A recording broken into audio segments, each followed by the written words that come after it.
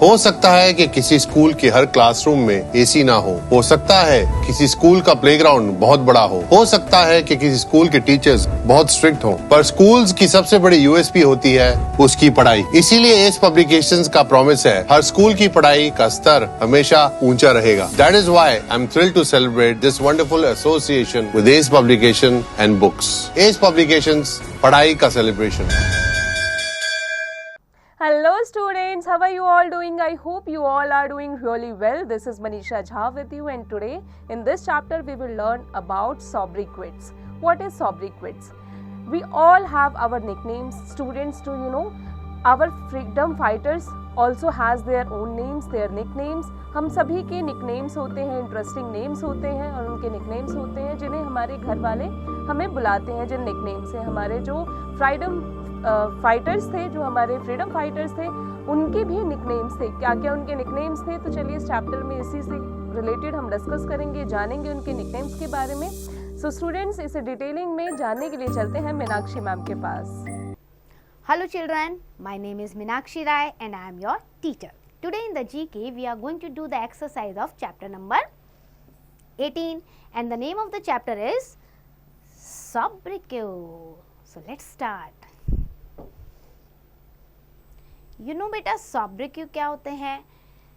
A sobriquet is a descriptive name.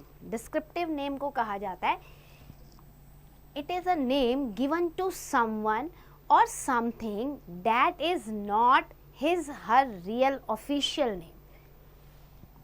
एक तरीके से हम कोई टाइटल दे देते हैं ना उसकी पर्सनैलिटी को चूज़ करके। जैसे सचिन तेंदुलकर को हम बोलते हैं मास्टर ब्लास्टर, तो वो उनका ओरिजिनल नेम नहीं है, लेकिन हमने उन्हें वो एक टाइटल, एक उपाधि या हमने उसे एक डिस्क्रिप्टिव नेम दिया, मास्टर ब्लास्टर। अच्छा, ये सचिन तेंदुलकर है ना। सो ऐसे ही सोब्रिक्यू जो होते हैं ये किसी चीज़ को या किसी व्यक्ति को दिए जाते हैं उनके डिस्क्रिप्शन के लिए, though they are not a real name.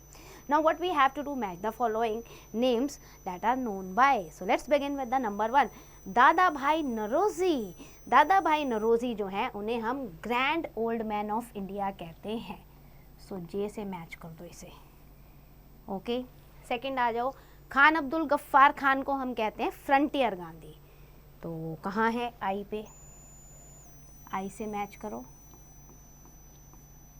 Okay, now moving to the third one, C F Andrews.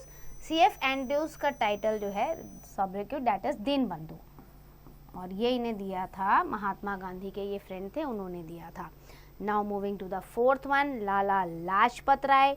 लाला लाजपत राय को हम कहते हैं पंजाब केसरी। कहाँ है? G number. Okay, Punjab Kesari का टाइटल इन्हें मिला है। अब आ जाओ Sardar Vallabh Bhai Patel, iron man of India हैं। So where is iron man of India? H number पे, तो यहाँ हम एच लिखेंगे।